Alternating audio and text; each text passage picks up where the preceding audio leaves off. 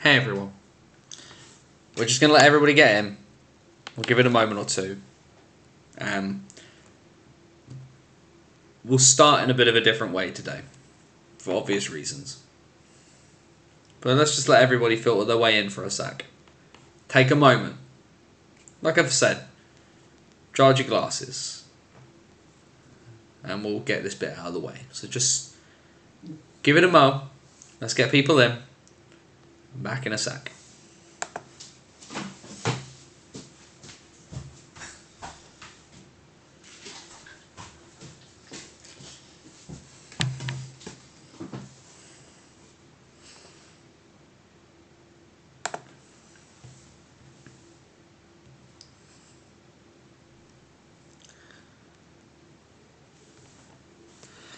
Like I say, folks, let's just get a few people in.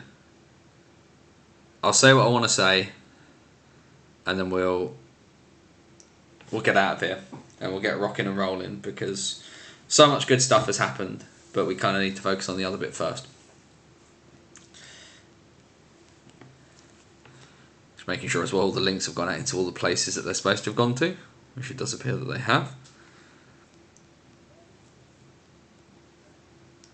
Do make sure you share the links out very quickly, which would be helpful. So I'm just pressing some buttons here just to make sure things have gone out into all the right places they're supposed to. But hopefully everyone's doing well. Kev's in the chat, I can see. Andrew's in the chat, I can see. That's really good to see. A few of the regulars are in.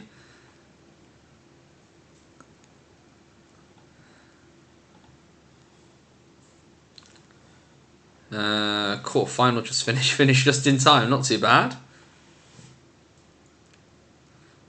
Also very good to see as well there, Andrew. We do like a good game. We do like a good proper hardcore playoff series. Before we get started with the rest of tonight's What's Current stream, because I know, like for all of us, hockey is an escape. It's the thing we use to get away from the day-to-day, from the things that are going right, the things that are going wrong, and it's the thing that we enjoy. This community does sometimes have a bit of a tendency to be a bit all-consuming, and sometimes that's not a good thing, and sometimes it's a very good thing, because it allows us to distract from the things that we don't like about life. And the news this week that Coventry Blaze assistant coach Dayle Keeno has passed away on Monday at the age of 33, is another massive gut punch to British hockey, to a scene that has felt like it's spent far too much of the last 12 months putting out tribute pieces to people who are gone long before their time. Now, obviously, a lot of focus has been on the fact that Dayle is currently was at the time of his passing an assistant coach of the Coventry Blaze, but he played. The last time he played was for the Kilmarnock Thunder. He'd been involved in the coaching up in Scotland. Solway put out a very nice tribute piece to him as well. He'd also been involved in coaching down here in the south as well. Had coached with the Basingstoke Bison Junior Programme. He'd coached as well in the Solent Devils Junior Programme into the bargain. And basically everything we've seen over the last couple of days since this announcement has been just an overwhelming tide of sadness. It's very different from Adam Johnson's passing for obvious reasons. Johnson, of course, a former NHLer who died literally doing what he loved, died playing the game. Keeno, of course, and we do not know the circumstances surrounding his passing, but the thing we're learning, if you didn't know about him, is from the last couple of days, is that Dayle Keeno's fingerprints are all over British hockey. From players at all levels, all standards, all ages, GB under-20s, Elite League players, National Division players, Div 1, Div 2, SNL. There doesn't appear to be a level in this country that Dayle Keeno doesn't appear to have had some impact on. And may we all have such glowing epitaphs when our time comes to leave this world, but 33 is no age. 33 is younger than me, and again, Adam Johnson passing, Alex Graham passing. It's even down to Ray Sawanda's passing when he collapsed on the ice back home in North America. That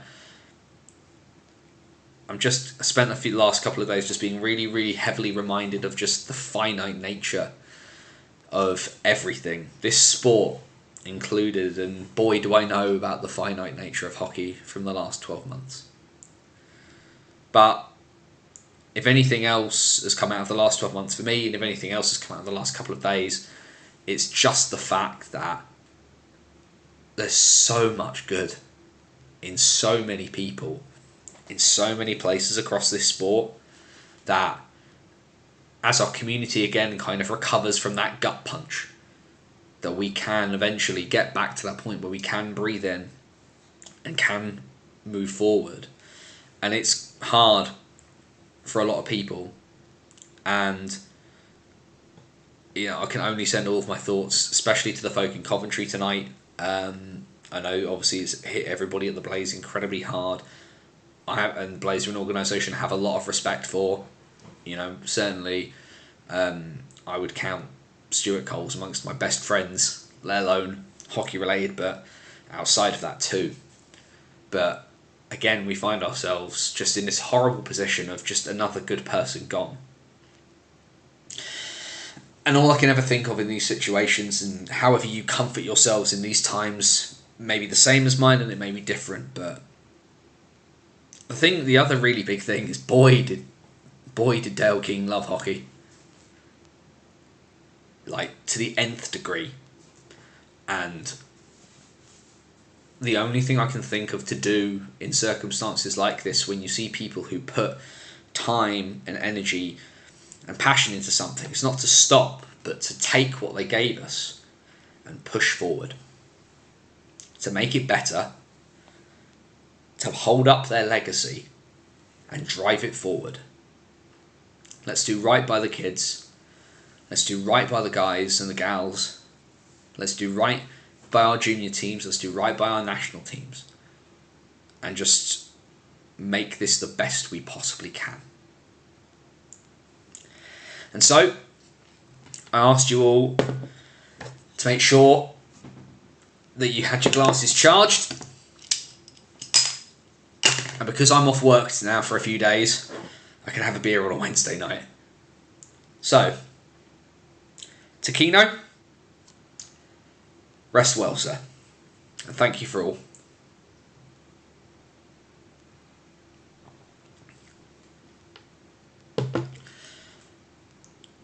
And now, we return ourselves to the things we want to talk about. We'll start it slightly differently though. Guys, gals, and the gender fluid, and all beyond the binary. It is Wednesday night. It's now, it's a little after 8 p.m, but we're still rocking and rolling. It's the BOTW What's Current Stream. My name is Anthony Russell, here once again to take you through the wild, wonderful and wacky world that is the National Ice Hockey League structure here in Great Britain. We focus on the National Division. That is our home port, our bread and butter, the thing that we do focus on. But of course, the joy here is that we take you through absolutely everything from the National Division, as well as Division 1 and Division 2 in the north and in the south. Sad bit out of the way. Let's turn our eyes and turn our focus to the good bits and pieces going on. Hope everybody's well. And of course, we'll just have a little bit of housekeeping very quickly. Bannersonthewall.wordpress.com, your number one source for all things related to the NIHL. Our latest Banners on the Road piece. Banners on the Road, of course, my series this year where you find me on my little journey across hockey with no team of my own to follow anymore. I've gone out into the wilderness. And last Sunday night, I was there on the high road in Streatham for, I'm not kidding, probably the best game I've seen so far this season. An absolute barn burner of an affair in the second leg of the South One Cup final between Streatham and Slough. Go check that out there. Lots of great in-depth insight. Managed to speak to quite a few folk on the Streatham side ahead of things, and a massive thanks of course as well to Streatham for their hospitality and just allowing me the level of access that I got. Massive thanks as well to my friend Chris Beale. I've known Chris for a really, really long time, and that he put up with me and let me sit up in the peanut gallery with him in the back row was fantastic. It just makes life so much easier when you've got someone on the inside to kind of help you. But there's all that kind of stuff as well. Hockey Stories, our long form content series. The latest interview, of course, is there with Tom Norton in the lead up to his testimonial, and a bunch of stuff over on the website, bannersonthewall.wordpress.com. And of course, the other bit is we're live here on YouTube. Share the stream out, tell your friends, tell everybody who you want to tell on social media that we are live here Wednesday nights. Tell them that we're live right now, get them to come in and join the party. And of course, down in the description is the links to all of our socials, as well as our virtual busking hat at buymeacoffee.com/BOTW. And then, like the video, subscribe to the channel, knock the notifications, feed that algorithm amps to make him good and fat. But this isn't a monologue. This isn't just me talking. This is, of course, here for you guys to join in as well, which means you get the chat over there on the side of the screen. Questions, comments, thoughts, feelings, anything you want to chuck in as we go along, please do feel free. But of course, if you do want to join in the chat, remember the golden rule here at BOTW, DBAD, don't be a dick, be respectful of other people's thoughts and feelings. We are all going to have a great time. See a few bits there in the chat. Big thanks to Andrew for chucking in the Elite League scores. Belfast 4-1 up on Dundee.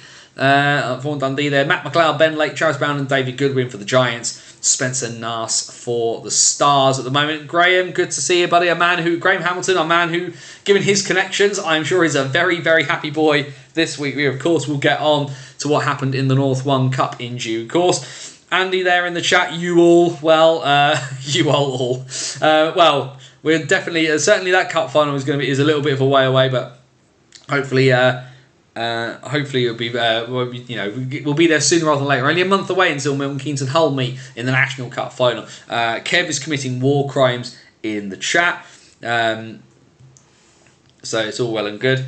It should be fun, but yes, Kev believes pineapple belongs on pizza. Kev is wrong. So I will just leave that at that one. Like I say, war crimes and so on and so forth. Either way, fair few bits and pieces kicking along now. I see that Stars got a second goal through Chris McKay, so thanks for that, Andrew. But yes, news kicking around. One of the big bits of news, of course, is that Jordan McLaughlin has signed on for another 2 years with the Hull Seahawks. For me, massive signing. As if Hull getting a lot of this callback wasn't good enough. Obviously re-upping Owen Sobchak quite quickly was a little bit of a surprise, I think, for a lot of people.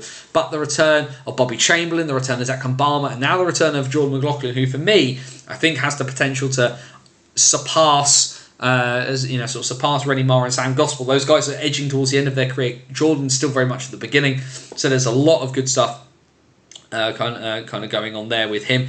Even though they lost when I saw them against the Bees the other week, like just watching McLaughlin is a fascinating thing. If you get the opportunity to do so, I would really recommend that you just spend a few minutes just watching him and what he does. I think you'll really enjoy it.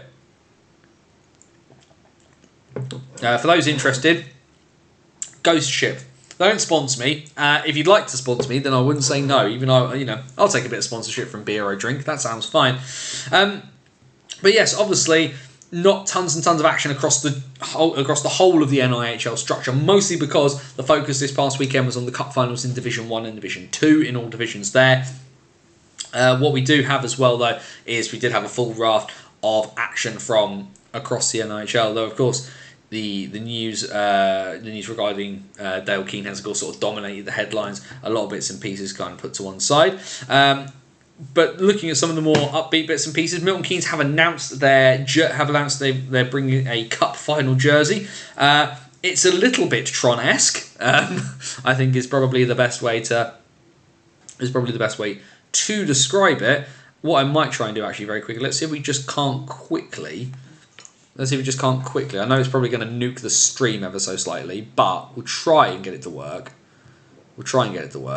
What we'll do, let's do the MK Lightning IHC, aren't they? So just bear with me a second. Let's just get this picture up. I didn't have it ready because, of course, true professional that I am, as it's desperately trying to load. Let's just try and get this picture loaded. The internet chugging away massively here. If I click that, and then I will click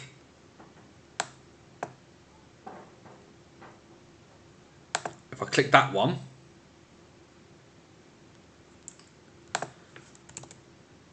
what's happened there? It's because I've not done that. I've not pressed any of the buttons.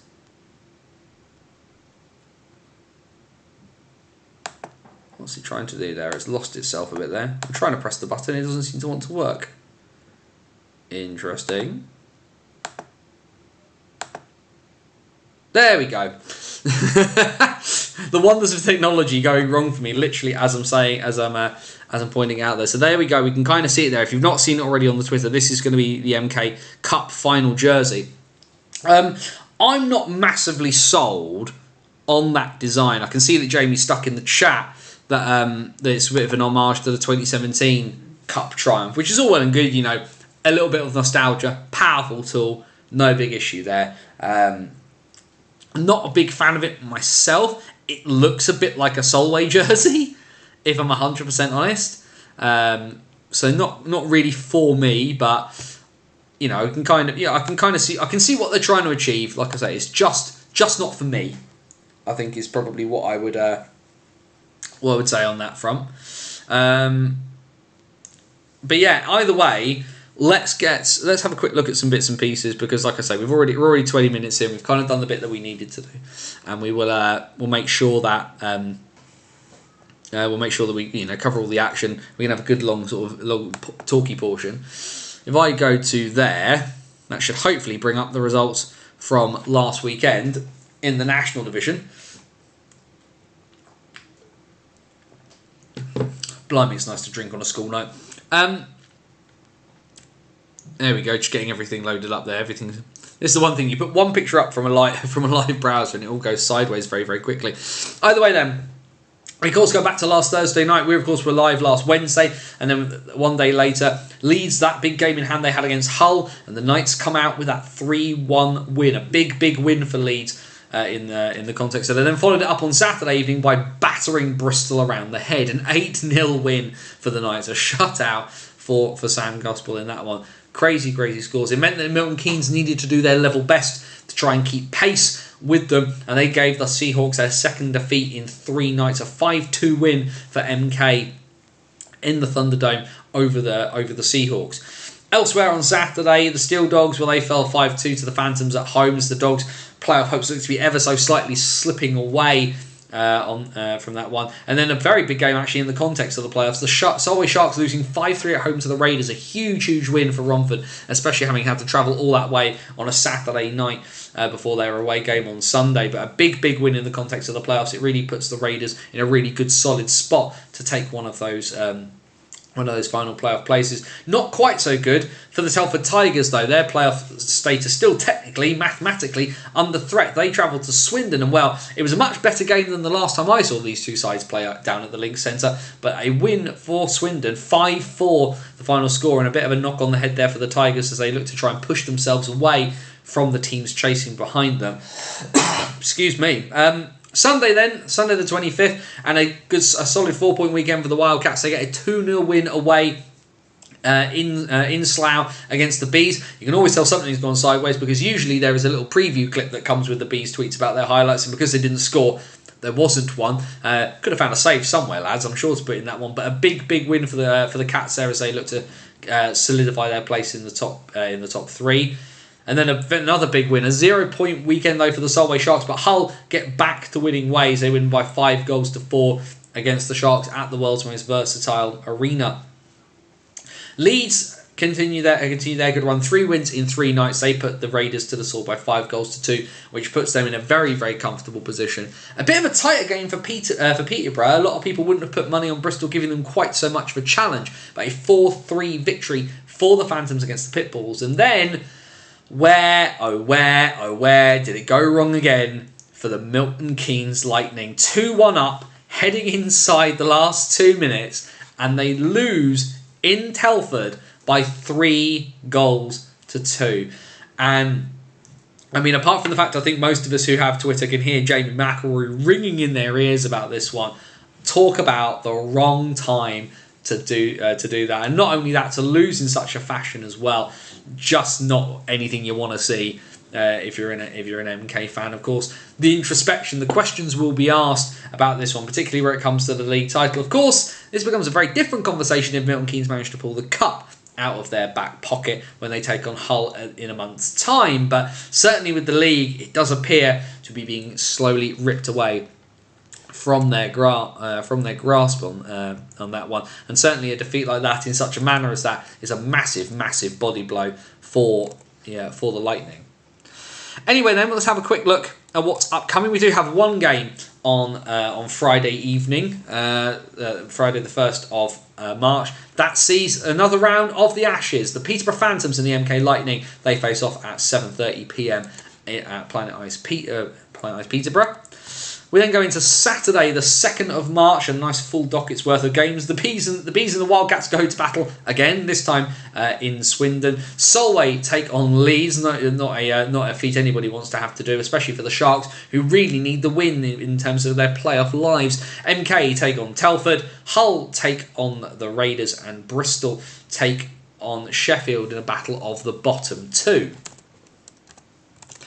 Then on to Sunday the 3rd, the Bees take on the Pitbulls. That's a good opportunity there, potentially, for the Bees to make sure that they can have some solidity in the playoffs. But you don't want to count out the Pitbulls. There's one thing they'll want to do, and that is to spoil everybody's day. Leeds take on Swindon in the latest round of the Nell Classico up at Planet Ice Leeds. Peterborough take on Hull. The Raiders take on Solway in a return game from last weekend. That is going to be absolutely huge in the playoff race.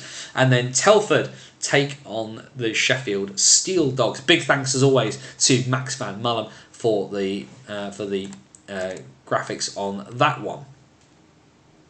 Just having a quick look at the chat there.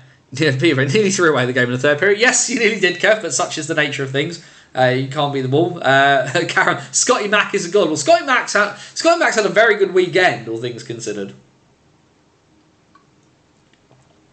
Game management and decor. Pressure back on Tim Wallace and Joe Wilson.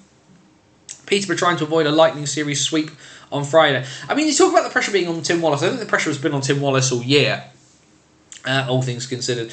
And ultimately, yeah, they've just, at a really crucial moment, they've just completely chucked it all away.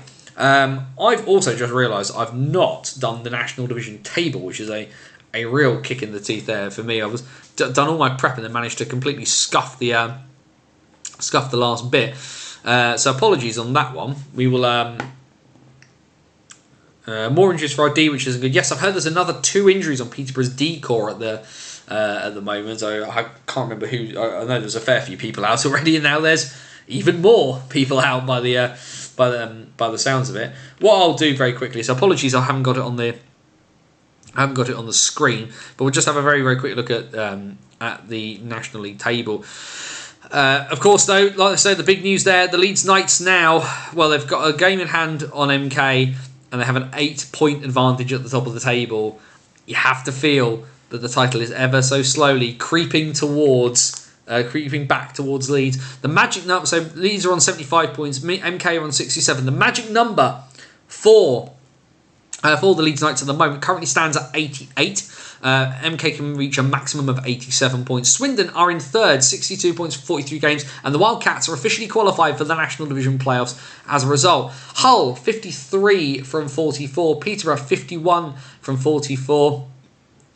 Which so you're pretty certain that those top 5 are going to stay the way they are. And then we kind of get into the big playoff race. If you haven't gone and checked out Andrew Day's tweet on this about the run-ins, boy, do I not like the run-in that the Raiders have got looking at that one. But Telford are in 6th. 43 from 44, followed by the Raiders, 39 from 43, Bees 37 from 43, and that's the top 8 so far. Solway on 37 points as well from 44 games, and then followed by Sheffield, who are on 29 from 44, and Bristol, who have 22 from 44. If the National League playoffs started today, Group A would see the Leeds Knights, the Hull Seahawks, the Peterborough Phantoms, and the Bees. Group B would see Swindon, along with Milton Keynes, Telford, and the Raiders. I still would fancy my chances in that first. That's probably swapped around a bit now, I think, for some. But the Bees could spring a surprise in that Group A if things stayed the way they were. I wouldn't fancy the Raiders' chances being in Group B, all things considered. We'll just come off there for a moment quickly, and then we'll just, like I say, questions, comments, thoughts, feelings, anything on the National Division, because obviously there is obviously, like I say, it was this league where all the games were kind of happening for the most part. Just interested to hear people's views. I've seen Tom Graham in the chat Of course, he was commentating on the Bees and the Wildcats over the course of the weekend. But yes, Peterborough again.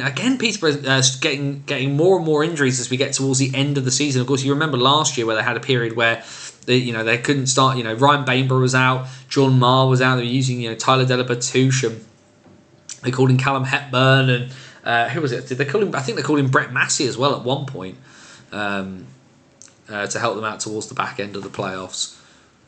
So yeah, it's definitely not the.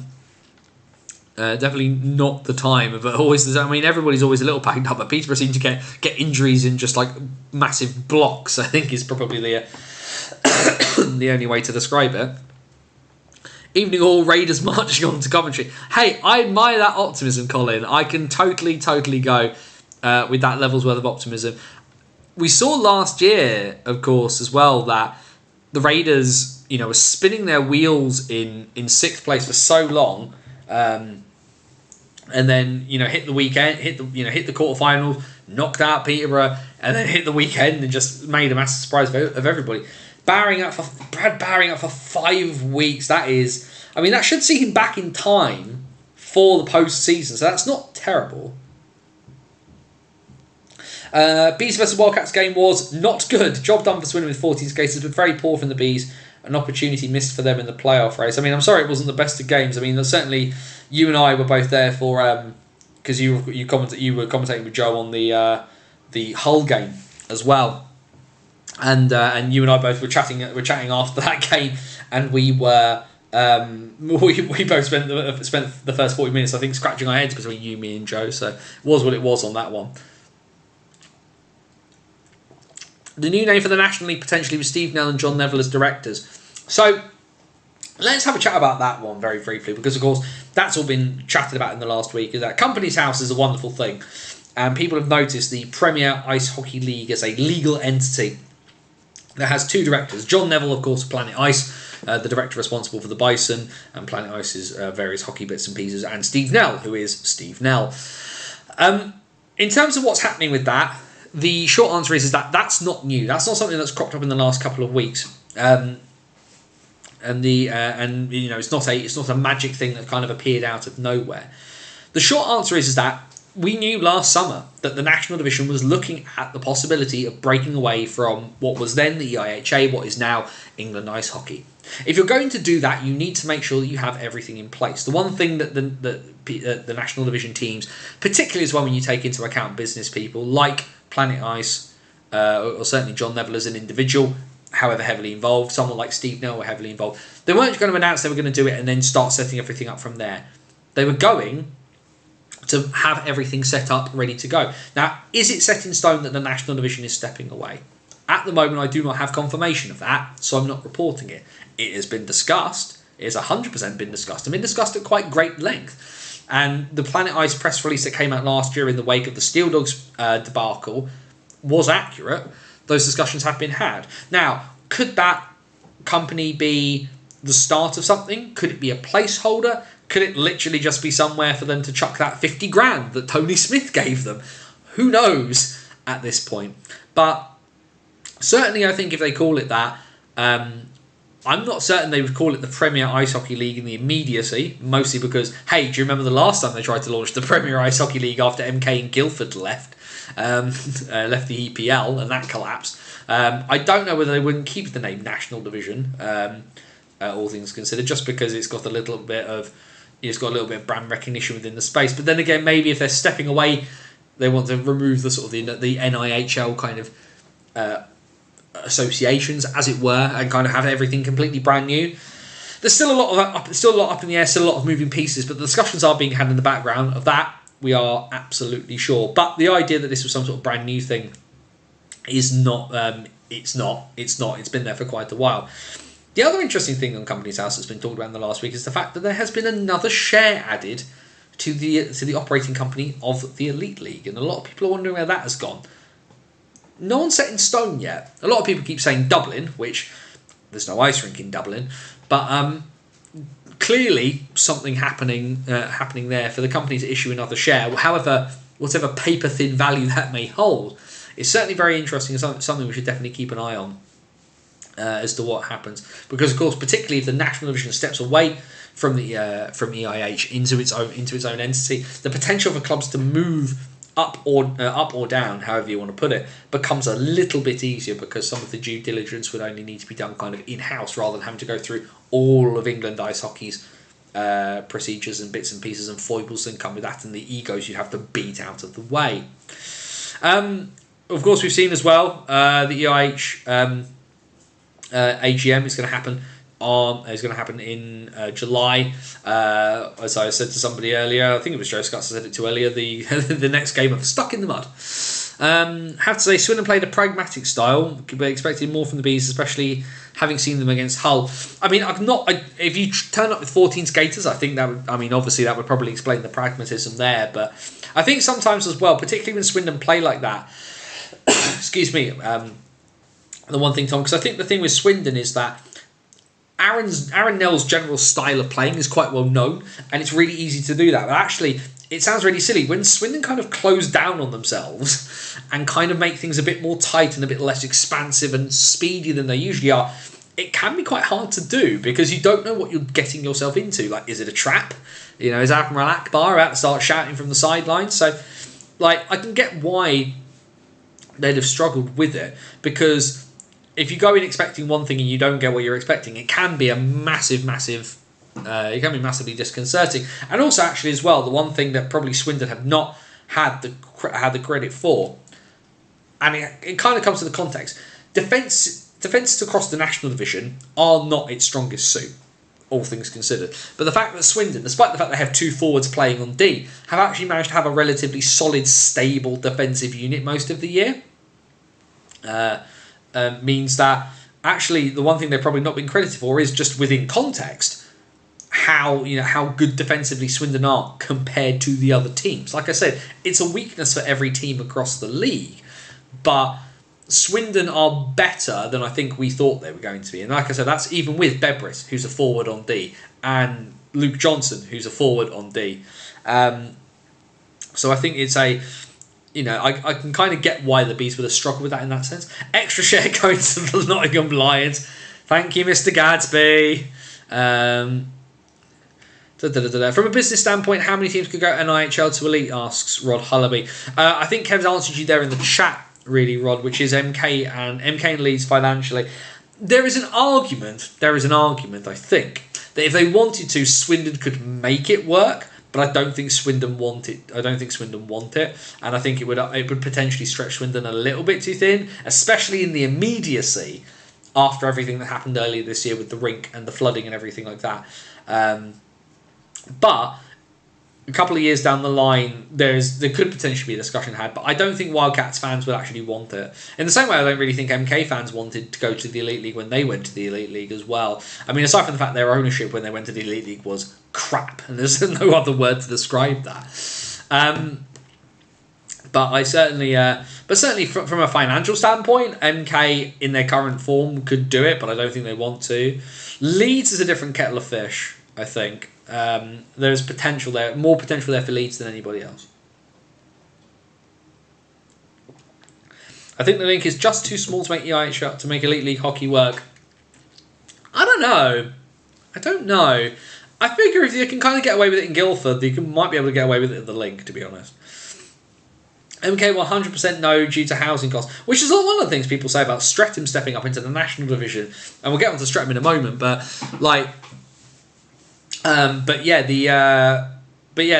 housing is such a big thing. If you've got to house that many guys, it's really expensive. Solway, no, Kev. And I think people will say, who've been to Solway, that entire experience is amazing.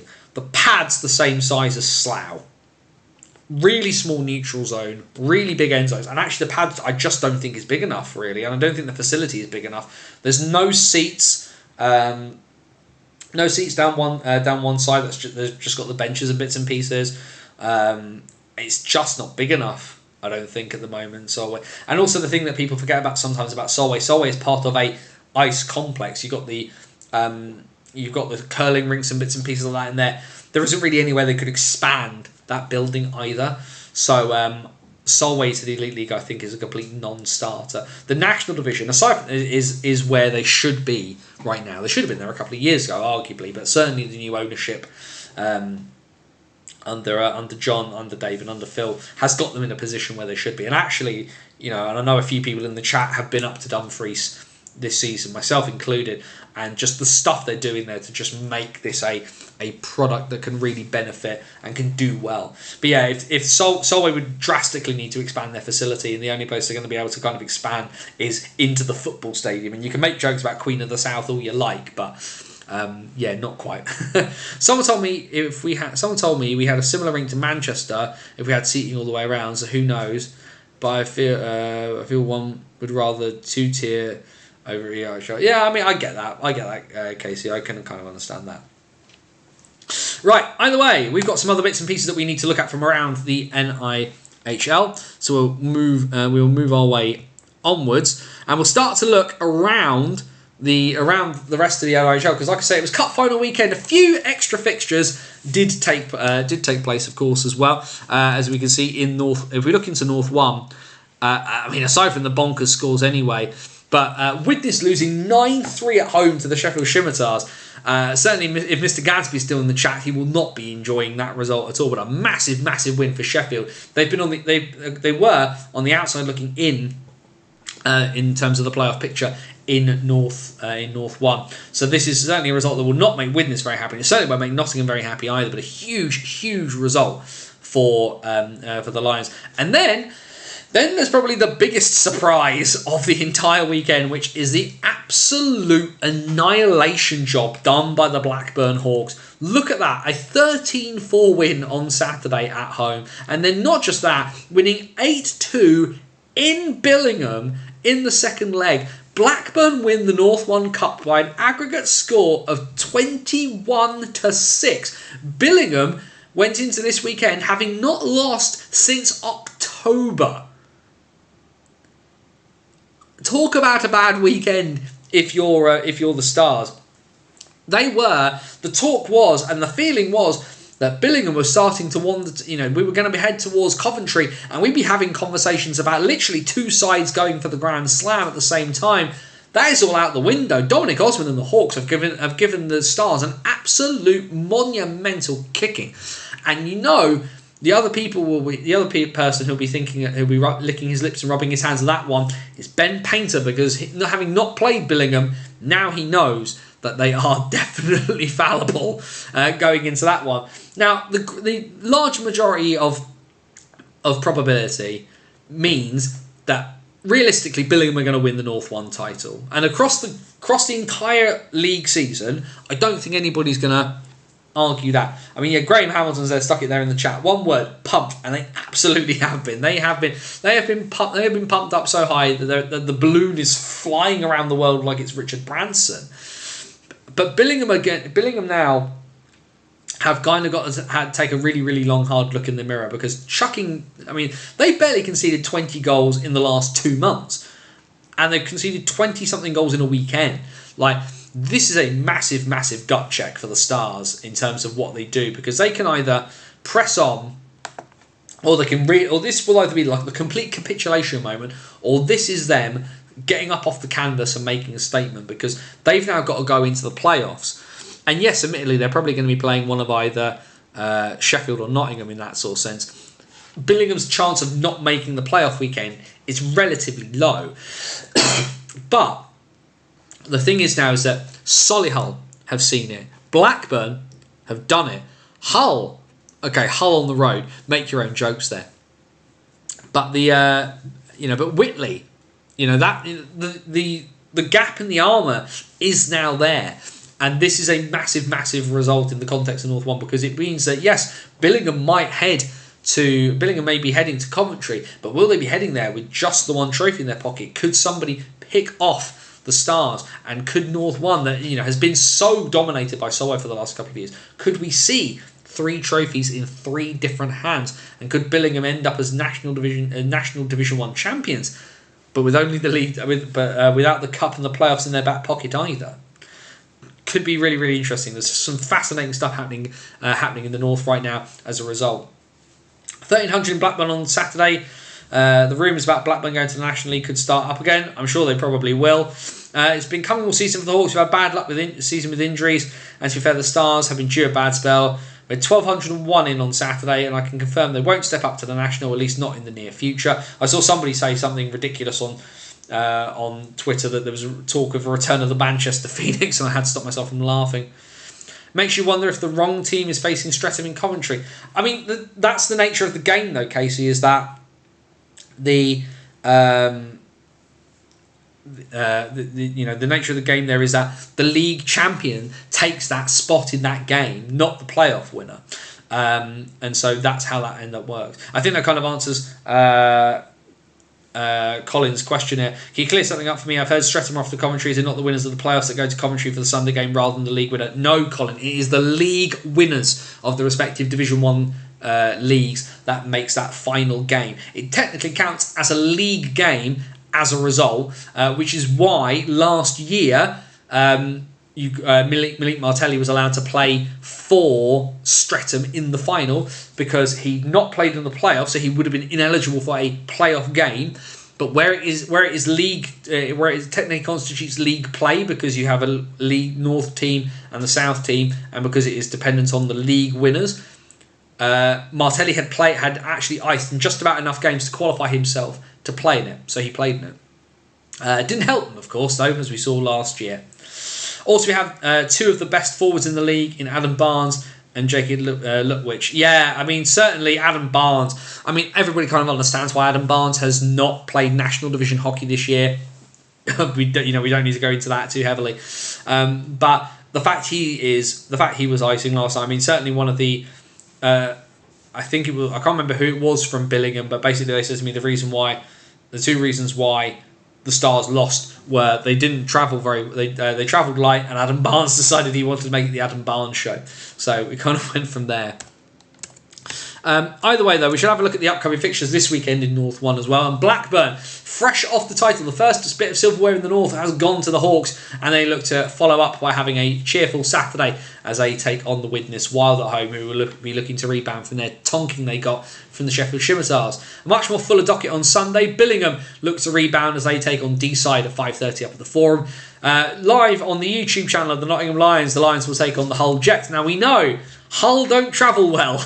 Will Nottingham win at home for the first time in a little while? We shall see. Whitley take on Solihull at Hillheads at 5 p.m. Big game for the Barons as well, because of course mathematically they don't want Billingham to be too far away. The Stars edging towards the league title. 4 points will seal it for the Stars. They could win it as early as next weekend. And then Widnes have a 2-game weekend against Blackburn, where everybody travels to Merseyside on Sunday at 6 p.m. for that one. And then, well, I'm not going to put the score up on the screen because I don't really need to. But certainly, yeah, I came out of Sunday absolutely just in awe of what I was able to see. Now, the South 1 Cup, there was no other games at all in South 1 though. League fixtures shuffled in. Saturday night in the Hangar saw the Streatham Redhawks come out with that 2-1 narrow win, and then I was there on the high road on Sunday, my first time in Streatham, and oh my word, what a game. What a game. I've got the full write-ups there on the website, bannersonthewall.wordpress.com. Please do go and have a read of it. It's been pretty well received so far, even by Slough, who obviously had to read again about them losing the final. But it was but what a game of hockey. Technically, in terms of what you got, it was not the most technically sound game of hockey that you've ever seen in your life. However, intensity, effort, energy, heart, which was fantastic. Let's put this into consideration. Streatham win the game by 1-0 off of an empty net goal. That means that between Brett Massey and Danny Milton, no netminder conceded a shot in 60 minutes. Danny Milton conceded that goal early in the first leg, and then didn't concede another goal for 108 minutes that weekend. Milton also saved a shot. Well, it deflected off of the shot came in from a narrow angle. It hit the stick of Tomasz Skokan, and it was starting to go behind him. So the only way Milton could do anything about it was to throw his own head back and put the hit the puck with his back plate to put it over the crossbar. Otherwise, it was going to drop down his back. Just a crazy game.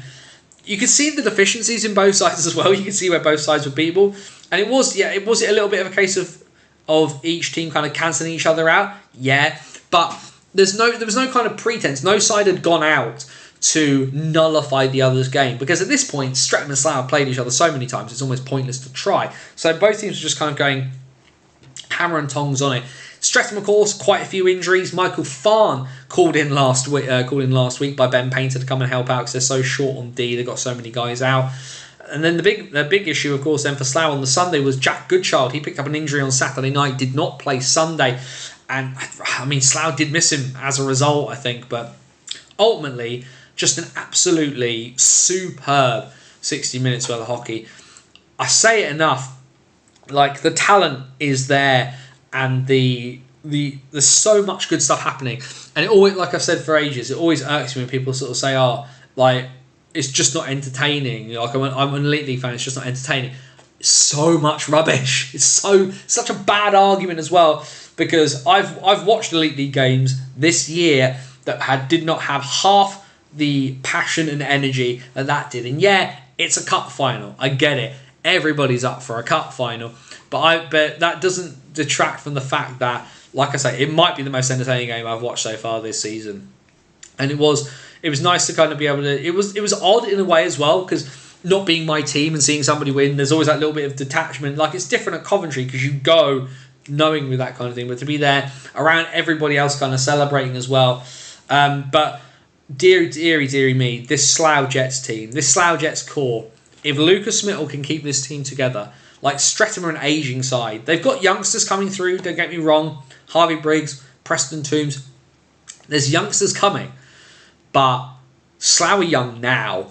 Like, the oldest player on the Jets roster is Timo Lindgren. He's 30. The average age of the Jets, according to Elite Prospects, is 19.8 years of age. They've made a final. They're probably going to finish second in the league. Everything is there for this Jets side if they can find a way to just be brilliant. And there's more in the pipeline, because ultimately, Goodchild should go at some stage. Christian Moore should go at some stage.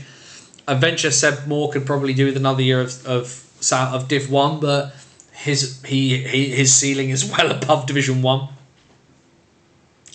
Was there someone there from the EIH there on Sunday on the high road? Yes, Steve Merry was there to present the trophy on that one. I also bumped into him as I walked through the door of Streatham Ice and Leisure Centre, pulling the tags off of the caps they all got.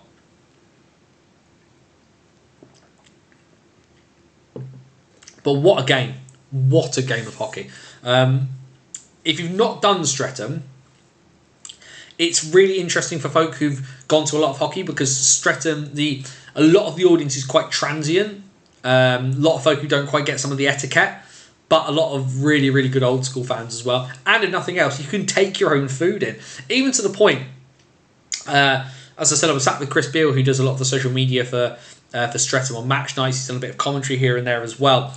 And his friend Ian, who was sat next to him, popped to like the chicken shop down the road and he's like, "Do you want anything?" So I got really nice hot food as a result, and a bit of chicken and chips to go with the second period. So that went well.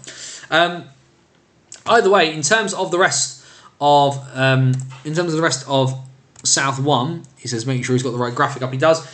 Streatham back in action. Well, they won the league title a little while ago by playing at home against the Romford Buccaneers. The Redhawks will return the favourites. They head to Sapphire Ice and Leisure on Saturday at 5:15. And then also on Saturday, Britain Cup action between Slough and Chelmsford. So these two sides, of course, who've been in the wars recently. Slough knocking Chelmsford out of the League Cup recently. Plenty of excitement kind of going on there. And also as well, if the playoffs play out the way we kind of expect them to, this will be a semi-final at Alexandra Palace. And like I said, if we ended up with a Streatham Slough final at Ali Pally, do not be surprised in the slightest. 2 games done on the Sunday. Chelmsford take on MK at the Riverside. Now, MK gave Chelmsford a scare in Milton Keynes a couple of weeks ago, falling 5-2, having been 2-0 ahead. Chelmsford will be a much more different prospect at home, I'm sure. And then Sunday, back on the high road for the Red Hawks in Britain Cup action. 6:45pm face-off. They take on the Oxford City Stars. The league title, of course, in South 1, already decided. Streatham have 2 in the bank. They have 3 more trophies to go for that word that we don't dare mention. In the North, then, one extra league game outside of everything from the Cup. That was a 5-2 win for the Coventry Blaze, who locking themselves up into 3rd spot in the league ahead of the playoffs. They would beat the Nottingham Lions by 5-2 at the NIC. And then we had, well, a bit of a surprising result on Saturday. Telford lose the first leg of the Cup final by 5-3 to Sutton. Just Telford's 2nd defeat of the entire campaign. And Sutton were the ones eventually to dish it out to them as well, which then made everything very, very tense and very, very tight heading into the second leg. And Sutton Sting's social media folk said to me that they were going to do their level best to make it difficult for Telford, and they certainly made it difficult. And we got themselves all the way to overtime, but in the end, the march of the Tigers is ruthless and it is relentless. And it goes on and on and on. The Tigers win the North 2 Cup in overtime against the Sutton Sting. The Sting coming so close to ruining everything for Scott Mackenzie's boys, but it's not to be. The Tigers take it, and they take the first piece of silverware in North 2.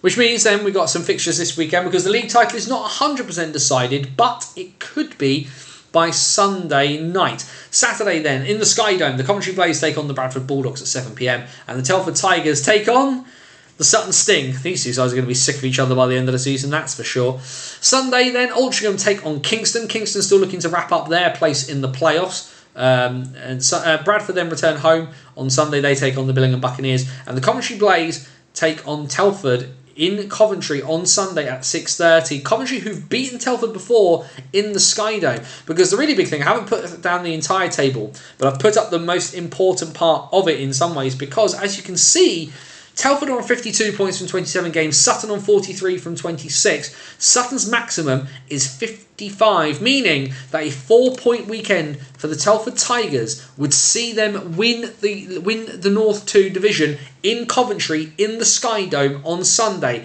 if they can win both games this weekend. It has to be a 4-point weekend for the Tigers, but if they achieve that, they will be league champions by the end of Sunday.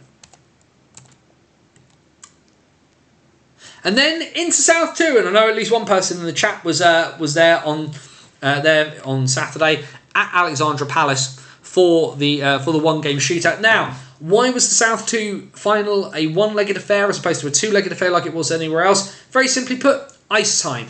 Guildford and Peterborough could both only get ice on Saturday, and where Alexandra Palace had been reserved, because of course Haringey did make the semi-finals of the Cup, there was one place they could do it, and a neutral venue meant that we got to see it. And Peterborough will kick themselves on this one, but Guildford, like I've said before, this Guildford Phoenix side are pretty something special at this level. Peterborough 2-1 up with 20 minutes to go, and then goals in the third period from Luke Toll, from Nick Minahinik, and ultimately what turned out to be the game-winning goal from Saul Studley gives the Phoenix the cup.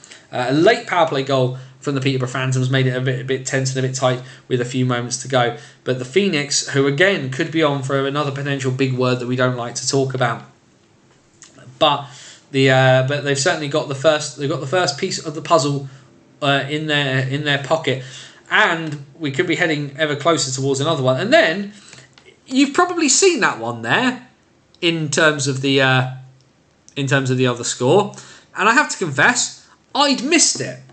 I'd missed that score because, of course, I've been very, very busy this week and I've had lots of writing up to do and other bits and pieces. But yeah, that's a thing that happened.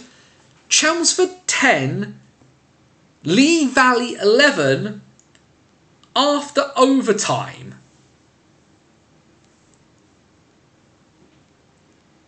The first road win for the Lions for quite some time. Their fourth win of the season, which I think is the first time that's happened for for quite a while.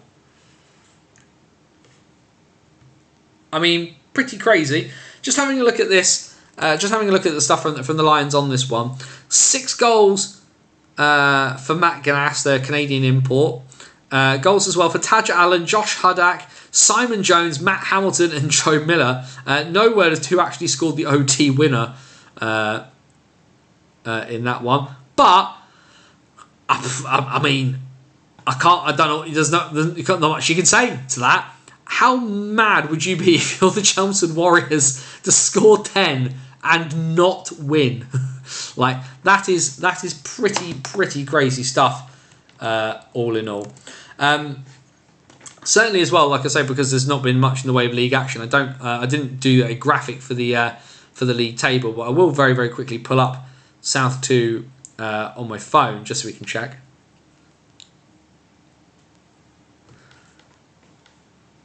But certainly one of the things it does mean is that Lee Valley, again, getting themselves within touching distance. Highlight of the night, Louis Kinniston's mum shouting, "That's my boy," after he scored. I mean, I can't blame her for that. Now, it should be said that Lee Valley Lions, though, with their 4th win of the campaign, which makes them 4-14, they are level on points with the Streatham Blackhawks. Chelmsford have 9 points, of course, getting themselves up to 9 after losing in OT to the Lions but Lee Valley have 4 wins in a season for the first time in quite a while. They're actually 3-5 at home. It's not terrible. There's people with far worse records in that division, it should be said. Either way, let's have a quick look at the other fixtures from this weekend then in South 2. Haringey take on the Oxford Rising Stars. Big game for them. Because certainly the league title is still within touching distance for Guildford, but can't be settled for at least another couple of weekends unless results go their way.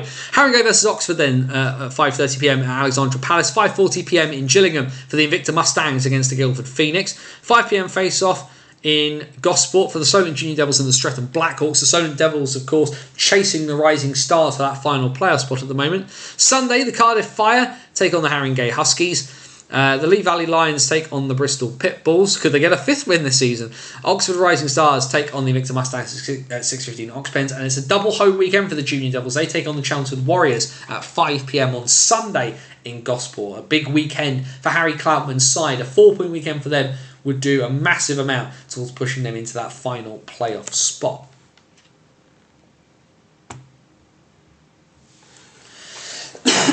So there we go. All the way through, all of the games that happened over the last weekend, all the fixtures is done. The NIHL is officially covered. So, we open the door, free for all. Anything else anybody wants to chuck in the chat, hockey related, that we can talk about, by all means, please feel free to do so. We'll just have another swig of the beer there. And, so, let's have a chat about this coming weekend for me, because I did say, and I told everybody what was happening, that I am off on this football mystery holiday that I've won. And if you didn't see the post from last week, I am off to Berlin. The folk at Covert Football Trips are sending me back to the Hauptstadt in a country I've unfortunately, a country that I've lived in, and I speak the language, but I've not been there, unfortunately, for a bunch of different reasons for quite some time. But I am back in Berlin. I fly at 6:40 on Friday morning from Gatwick, which means I'm having to leave Southampton at about 3 in the morning. I'm not looking forward to that bit. But, football-wise, got a couple of games lined up. Hertha Berlin versus Holstein Kiel in the Olympic Stadium. So that'll be a lot of fun.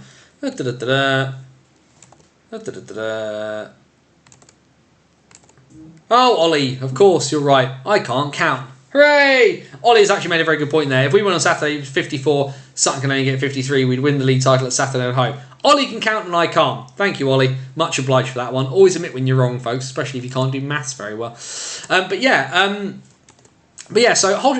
Berlin versus Holstein Kiel in the Olympic Stadium on Friday evening for me.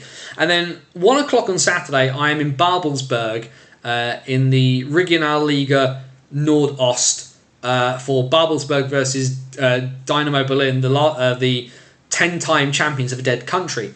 Which meant that I'll be finished with my football by about 3 o'clock on Saturday afternoon in Potsdam.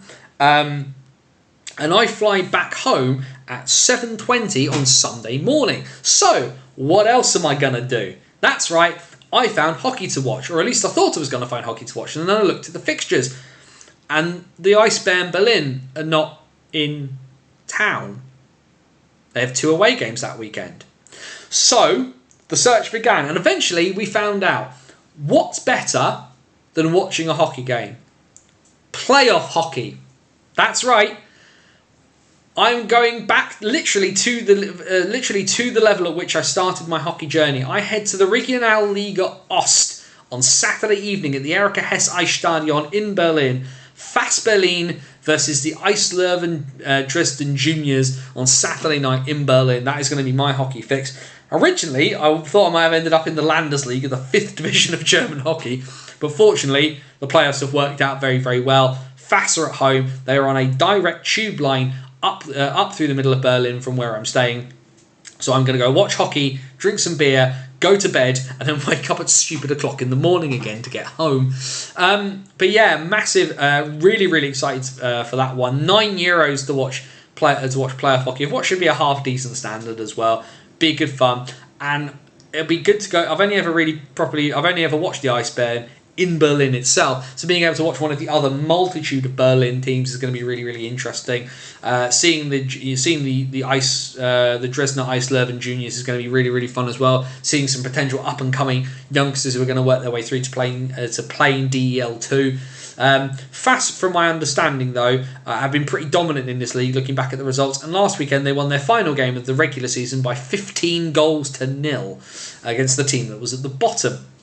So, should be interesting. But either way, I've got a very, very, very, very early start and a very busy weekend in the capital of Germany. But hockey means more banners on the road, I suppose. And you can kind of follow along with my journey as well. I'll be posting some bits and pieces so you can check out what 4th division German hockey is like, I suppose.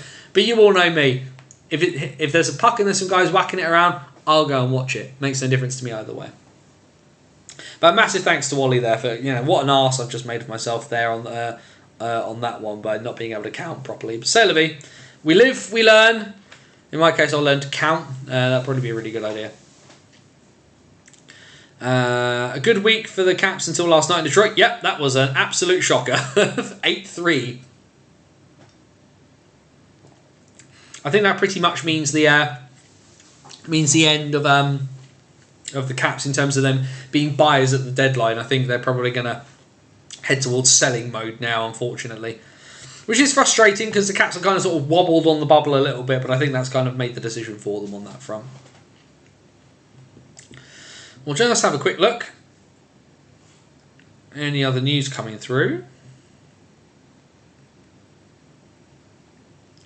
Obviously, I can see that for folk not taking folk not keeping up with bits and pieces. Nicky Watt, 4,000 accounting. Aside from the fact, congrats to Nicky and Mark. 5 years of the podcast, so well done to them. But Nicky's over in Prague at the moment. He went to a game at 4 o'clock on a Wednesday afternoon. Fair play. I think it was Slavia Prague, who are one of the lower divisions now. You can make it to Robin versus Solway 5:15 on Sunday. See you there. I think I might get shot, Colin, abandoning the wife with the boy. For 2 days to then come back and then go straight out the door again. I think I'll get shot. And also, I can't argue I won't have had my hockey fix if I get to Fast Berlin versus the Eislöwen juniors, will I? So, but I thought this was really interesting, and I haven't figured out what it entails. But like they don't do you can't buy tickets in advance, which is fair enough given the level. Entry is €9, right? So they've done like a slight markup. Regular season was €7. Playoff game on the night, €9 for a ticket. I don't think that's too bad. But it says you can get a VIP ticket for €23. And I can't figure out what €23 buys me, to be perfectly honest. I'm almost tempted because I'm never going to get the chance again, right? Probably. So, do I do VIP and see what VIP gets me, and try watching hockey in a really, really odd place I've never been before and see what it gets? What, he met Yaroslav Chesky? He did, of course. Yaroslav Chesky, of course, who has the highest award for bravery in the Czech Republic. Don't go home. Again, mate, 2 days without my boy, there's only one place I'm going when I get out of the airport at like 8:30 on Sunday morning. I'm going straight back home, Colin. I admire the dedication, though. I do admire the dedication on that front. And I do need to try and see the Raiders again before the end of the year, so I'll figure that one out. Had to step out for work, missed the Laidler final discussion, but one absolute advert for hockey the weekend was so close. Both teams played amazing hockey. It frustrates me a little bit that just the North is so far away, because I'd love to be able to kind of watch some 2 North, just because it seems like such a weird division in like the best way, kind of weird, but really theoretically for me, I could do like Coventry and Solihull in one go, and that's pretty much it. I can do Coventry in like 2 hours, and I did 2 hours this weekend getting to Streatham, so I can kind of justify that, I think. But yeah, it'd be a bit of a slog, unfortunately. Like I say, for some reason, like lots of folk from Billingham want me to go to Billingham, and I don't know whether it's just because I like the look of a chicken parmo. But yeah, like I have to plan these things quite heavily. I suppose I can't really argue. I did drive literally the length of England and then more to go and watch hockey this year. And then I'm flying on a, well, admittedly for completely different reasons, but I'm flying to Germany and fitting hockey into going whilst I'm in Germany, so can't be a huge surprise to people. Questions, comments, thoughts, feelings, anything else anybody wants to chuck in? Because like I say, we'll start edging towards the end of the show on that front. I can't see any other big news that's immediately kind of leapt out of anything. I see the Nottingham Panthers are doing a superhero night where they've got like sort of Batman style jerseys, which looks a bit odd, but oh well.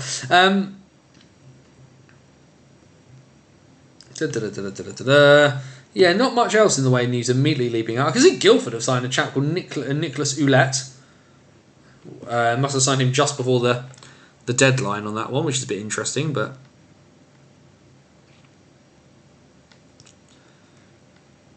for Phone Not Away, like Yaroslav Chesky has like a bravery award. Like he has like the highest like civilian accolade for bravery that the Czechia hands out. Dig that story out if you've not read it. It's fascinating. Nicholas Ouellette filling for Austin Glover, who's had season-ending surgery and remain on injured reserve for the rest of 23-24, which is a shame actually. I quite liked Austin Glover. Reading was with the Reading Royals earlier this season. 3 seasons at the University of Ottawa. QMJHL with Val d'Or. I mean, fair enough. Like, I can kind of get why they've done that. Let's just make sure they've got depth. MK versus Leeds on March 16th. If I could get to it in MK, Anthony. I think my worry about going to MK is where do I park? That seems to be the biggest concern for a lot of people, is where you stick the car. I'm not getting the train to Milton Keynes. Also from Southampton, MK is just a pig of a drive. But certainly a thought. Certainly a thought, I think, is probably where I am on that one. The 9th, I'm 100% in Guildford because I want to go see Guildford versus Haringey at the Spectrum. That one's going to be from Div 2. That's going to be a pretty big game. Working on something with the Phoenix about that one as well.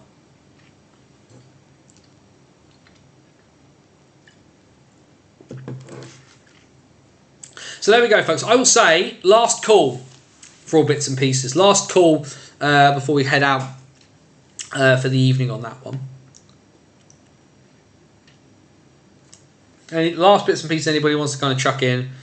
A big thanks, of course, for kind of sitting through everything. And, of course, when there's more games this weekend, we'll have a bit more to talk about next weekend, won't we? But, yeah, like I say, genuinely, if you get a moment, please do go check out the banners on the road from Sunday. Fantastic game. Really enjoyed it. Tons and tons of fun. And like I say, yeah, if you get the opportunity, I mean, I've said a lot this season that people should go watch Slough. If you've not experienced Streatham, go and experience Streatham.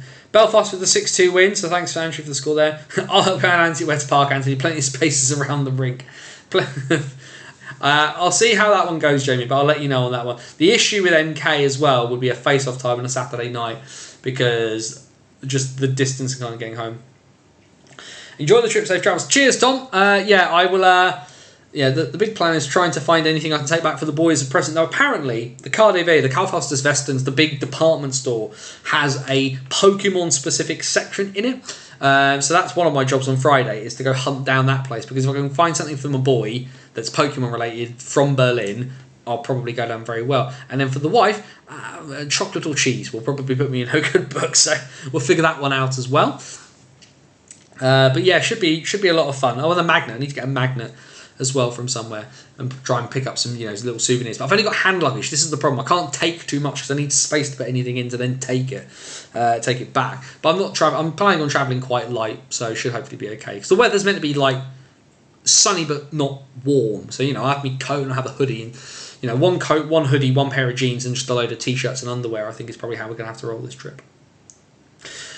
Either I think then, we will call it there. Bannersonthewall.wordpress.com, your number one source for all things related to the NHL. Continue following me on my journey across hockey and now going international for this upcoming, for the next weekend. In our Banners on the Road series where the Bison have walked into the mist. It's been me making my merry way across all the divisions of the NIHL and seeing what I can see, and now going international into the bargain too, so it should be lots of fun. As well as on the website, you can get our Hockey Stories series, long form bits of content in the written word or audio visual, including our most recent interview with Tom Norton of the Peterborough Phantoms. You can even download that one as a podcast to take with you on your way and listen to, should you so wish to. But plenty of stuff there from the 19th century to the present day, behind the Iron Curtain, into war and beyond. Lots of stuff to check out there, as well as the back catalogue of the old BOTW podcast and our free-to-download tabletop ice hockey game, Dice Hockey. You can play with bits and pieces around your house. The rules and everything are free to download. All I ask is if you do download it and do enjoy it, please do chuck a couple of quid towards Parkinson's UK, because my dad has Parkinson's and that's crap. And it'd be really great to put some money towards research and a cure. But tons of stuff there from the last nearly 13 years. We're approaching the anniversary again. It'll be 13 years in March of bannersonthewall.wordpress.com. Facebook.com/bannersonthewall for if you like getting your news and bits and pieces through your Facebook feed. That's the best place to go do that. Do make sure you go and like the page there. Twitter, X, whatever you want to call it, is @BannersOTW. That's the best place to keep up with me and all my bits and pieces that I do, my sort of rolling commentary on hockey, as it were, and the odd little bit that doesn't make it onto the website as well. And what else have we got? Yes, the virtual busking hat, of course, is at buymeacoffee.com/BOTW. Never going behind a paywall, not the style of kind of how we do things here. But if you do like what you see, if you enjoy the content and you want to support, help us keep the lights on and keep the wheels turning, then please do go head over, drop us a couple of quid over at buymeacoffee.com/BOTW. But the joy, of course, is you're watching us on YouTube. So all of that is down there in the description. All the links are down there in the description. And of course, all the other bits and pieces you need to do to keep feeding the algorithm hamster and make him lovely and fat. Subscribe to the channel, hit the notification bell to get your notifications, like the video, share the video wherever you get it. But of course, the best way to keep in touch with us is to be here. Wednesday nights, the NHL's first and best live show that covers all the action from across all 5 divisions. Wednesday nights, 8 PM here on YouTube, the BOTW What's Current stream. Well, there we go. I've seen my first bit of silverware handed out this year. We could have some more sorted by the end of this weekend as well. But there's some hockey to be played, and we need to go enjoy it wherever we can find it. And ultimately, like I said, the best way to kind of honour the legacy of Keeno is to keep going and keep playing and take what he built and try and make it bigger and better. Be happy. And if you can't be happy wherever you are, please do whatever you can to please be safe. As my friend Scotty Watts would say, take care of yourself and somebody else. For bannersonthewall.wordpress.com, this is Anthony Russell saying stay safe. And so long till next time. And I'll see you when I'm back from Berlin next Wednesday night here on YouTube for the BOTW What's Current stream. Take care, everyone.